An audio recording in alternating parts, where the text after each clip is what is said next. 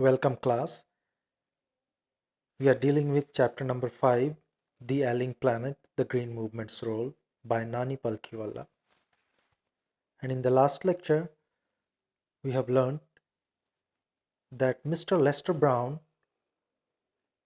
in his book The Global Economic Prospect, points out 4 biological systems that runs the world, that runs the whole earth. Now, we move ahead. Mr. Lester R. Brown further says, वो आगे बोलते हैं, in addition to supplying our food, these 4 systems provide virtually all the raw materials for industry except minerals and petroleum derived synthetics. जितने भी वो 4 biological systems point out किए गए थे मिस्टर लेस्टर आर ब्राउन के through, those are fisheries, forests, grasslands and croplands. He says these are the raw materials which provides us everything except जो minerals और petroleums जो हमें अर्थ के अंदर से मिलता है उन चीज़ों को छोड़कर. In large areas of the world, human claims on these systems are reaching an unsustainable level. और वो ये भी बताते हैं कि ये सारी चीज़ें जितने भी 4 बायोलॉजिकल सिस्टम्स में से हैं, उनके साथ साथ मिनरल्स और पेट्रोलियम डिराइव्ड थिंग्स, सारी चीज़ें अब ख़त्म होने के कगार पर हैं, वो अनसस्टेनेबल लेवल पर है. A point where there productivity is being impaired. हमें ऐसा तो लगता है कि हम उपयोग कर रहे हैं, हमारे लिए लाभ मिल रहा है.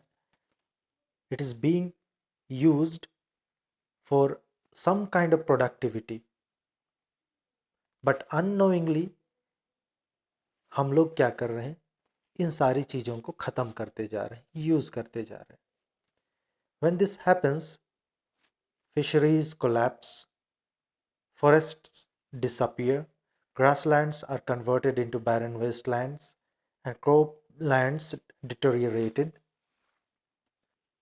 और जब ये चारों बायोलॉजिकल सिस्टम अगर ख़त्म होना शुरू हो जाएंगे तो शायद हमारी धरती भी ख़त्म हो जाएगी और उसमें रहने वाले जितने भी लिविंग ऑर्गेनिजम्स हैं, जिसमें कि हम एक हैं, क्योंकि बहुत सारे स्पेसीज़ इस धरती पर हैं, इसीलिए हम एक स्पेसीज़ में से एक हैं और बहुत सारे लिविंग ऑर्गेनिजम्स यहाँ रहते हैं. इसलिए हमें ये घमंड कभी नहीं करना चाहिए कि केवल हम सबसे ऊंचे हैं इन लिविंग ऑर्गेनिजम्स में.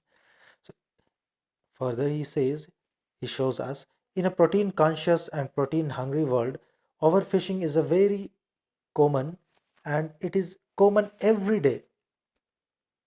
कैसे कैसे ये हम लोग कर रहे हैं उसका एक एग्जांपल ये बताते हैं कि जैसे ह्यूमंस के लिए प्रोटीन बहुत ज़रूरी है, उनके लाइफ के लिए, उनके हेल्थ के लिए, और ये हम जानते हैं, हम एजुकेटेड लोग, लेकिन एजुकेशन लेने के बावजूद भी हम ये ध्यान नहीं रखते हैं कि हम उन चीज़ों को लिमिटेड वे में अच्छी तरह से यूटिलाइज करें. हम यूटिलाइज कम और यूज़ ज़्यादा कर रहे हैं.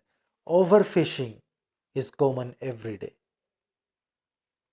In poor countries local forests are being decimated in order to procure firewood for cooking.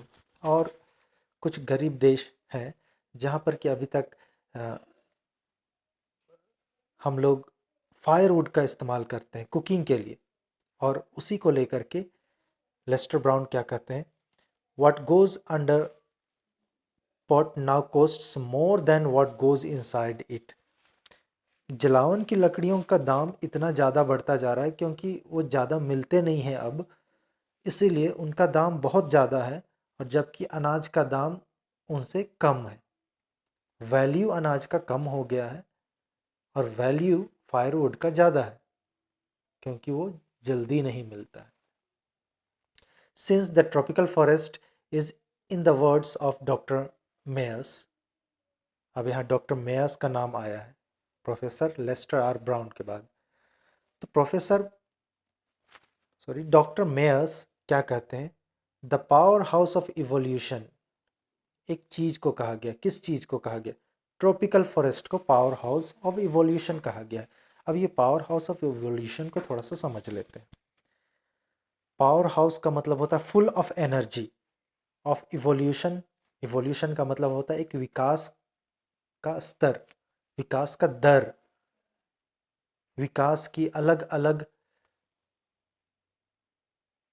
स्तर में जब हम जाएंगे तो मनुष्य का विकास जिस तरह से, एक हम बोलते हैं कि चिंपांजी से या बंदर से हम धीरे धीरे विकास के स्तर को पार करते हुए हम आज मनुष्य बने हैं, उसी स्तर को हम इवोल्यूशन बोलते हैं। सो ये the power house of evolution tropical forest को क्यों कहा गया है?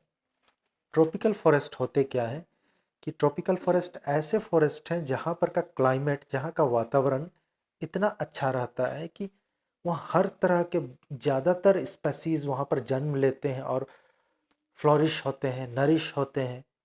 ज़्यादा प्लांट्स और animals means all those flora and fauna come there and they grow up and fill the earth. So tropical forest को पावर हाउस ऑफ इवोल्यूशन कहा गया है। Several species of life face extinction as a result of its destruction, क्योंकि tropical forests को हम firewood के लिए या फिर दूसरे कारणों से हम डिफॉरेस्टेशन के रूप में हम ख़त्म करते जा रहे हैं, तो सारे स्पेसीज भी धीरे धीरे ख़त्म होने के कगार पर हैं। आगे क्या कहते हैं doctor Meyer? It has been well said that forests precede mankind, deserts follow. ये भी इम्पोर्टेंट है, ये सेंटेंस आप लोगों को आता है कि आप क्या समझते हैं इस सेंटेंस से, या फिर हु सेड दिस। इस सेंटेंस को समझ लीजिए, फॉरेस्ट्स प्रीसीड मैनकाइंड। ह्यूमंस का इवोल्यूशन जब हुआ और ह्यूमंस हम लोग बने, तो हमारे आने से पहले सबसे पहले ये जंगल थे इस धरती पर, इसीलिए फॉरेस्ट्स प्रीसीड मैनकाइंड। हमारे आने से पहले जंगल थे, लेकिन हमारे आने के बाद ये सारे डेजर्ट में बदल गए। That's why it says deserts follow. Forests precede mankind, after mankind deserts follow. हम ह्यूमंस ने क्या किया उन फॉरेस्ट्स के साथ? उनको ख़त्म कर दिया अपने इस्तेमाल के लिए, चाहे वो फायरवुड के लिए हो या फिर घर बसाने के लिए, घर बनाने के लिए, या फिर हमारे ज़रूरत की चीज़ों को उन फॉरेस्ट से ले करके ओवर यूज़ करने से लेकर के उन्हें ख़त्म करने तक हमारी भूमिका है। It is our role. So there after deserts follow, बंजर हो गया, हमने बंजर कर दिया। The world's ancient patronymy of tropical forests is now eroding at the rate of 40 to 50 million acres a year. और हर साल 40 to 50 million acres ये tropical forests ख़त्म होते जा रहे हैं। And the growing use of dung for burning deprives the soil for an important natural fertilizer.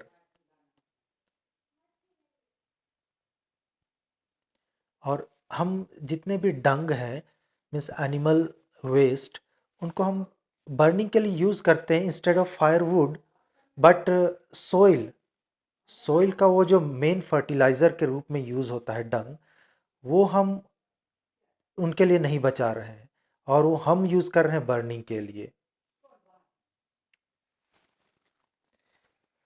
Therefore, the World Bank estimates that a five-fold increase in the rate of forest planting is needed to cope with the expected fuel wood demand in the year 2000।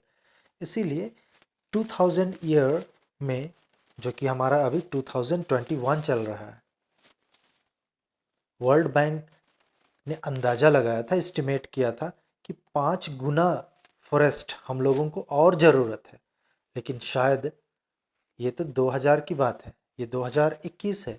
अभी तक में हम सबों को, मुझे लगता है 10 times, 10 folds और 15 folds more we need such forests, such tropical forests. James Speth, the president of the World Resources Institute, said the other day, और उसी के अगले दिन James Speth the president of World Resources Institute वो कहते हैं, we were saying that we are losing the forests at an acre a second.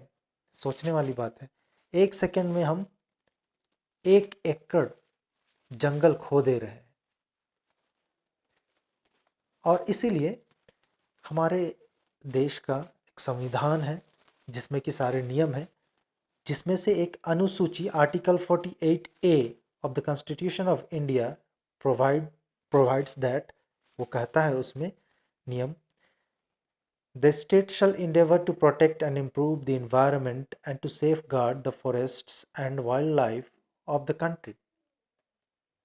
संविधान में लिखा हुआ अनुसूची 48A में कि हर देश को, हर राज्य को अपने अंडर आने वाले जितने भी फॉरेस्ट्स हैं, जंगल है, वन्य प्राणी या वन्य जीव, या फिर उसमें आने वाले जितने भी चीज़ें हैं, प्लांट्स एंड एनिमल्स, उनको रक्षा करना चाहिए उनकी, और उनमें सुधार करना चाहिए और वातावरण को बचाना चाहिए.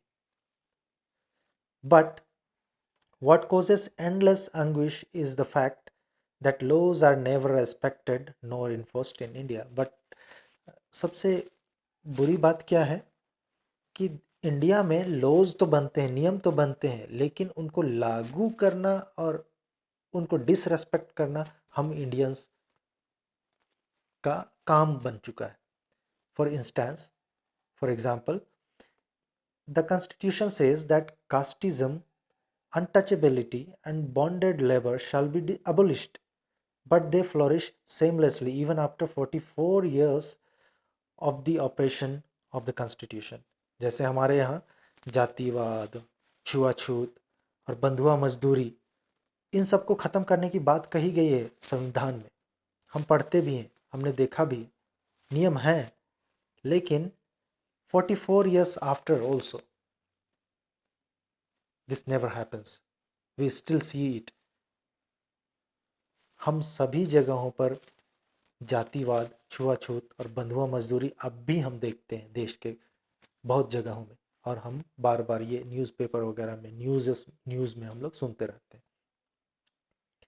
A recent report of our Parliament's estimates committee has highlighted the near catastrophic depletion of India's forests over the last 4 decades. अब एक रिपोर्ट में पार्लियामेंट की कुछ कमेटी बनते रहती हैं, कमेटियाँ, उनमें से एक कमेटी ने ये हाईलाइट किया था, पॉइंट आउट किया था कि हमारे इंडिया में लास्ट 4 डेकेड्स में बहुत भयावह रूप में ये जंगल ख़त्म होते गए. India, according to reliable data, is losing its forest at the rate of 3.7 million acre a year. और वो जो रेट है जंगलों को खोने का, जंगल ख़त्म होने का हमारे इंडिया में, एक साल में 3.7 मिलियन यानी कि अरब, इतने अरब एकड़ एक साल में ख़त्म हो रहा है. So large areas officially designated as forest land are already virtually treeless. क्या बोला जा रहा है यहाँ पर, इसे समझिए. डॉक्यूमेंट में तो सरकार ने जगहों को निर्धारित कर दिया है कि ये फॉरेस्ट लैंड है, हमारे यहाँ इतने फॉरेस्ट्स है, लेकिन अगर आप वहाँ जाकर देखेंगे तो वहाँ पेड़ पौधों का नामो निशान तक नहीं है, ये बस डॉक्यूमेंट में है. So these such claims are fake, just fake. The actual loss of forest is estimated to be about 8 times the rate indicated by government statistics. So, whatever rate the government shows on paper, in document, we have 10 times less forests. जितने भी दिखाए जाते हैं उनका 8 गुना कम करके अगर हम देखेंगे तो उतना बस हमारे पास बचा हुआ है. जो गवर्नमेंट क्लेम करती है सारा फेक है. स्थिति अभी और भी दयनीय है, जो कि हमें दिखाया नहीं जाता, जिसे हम सबों को समझना है।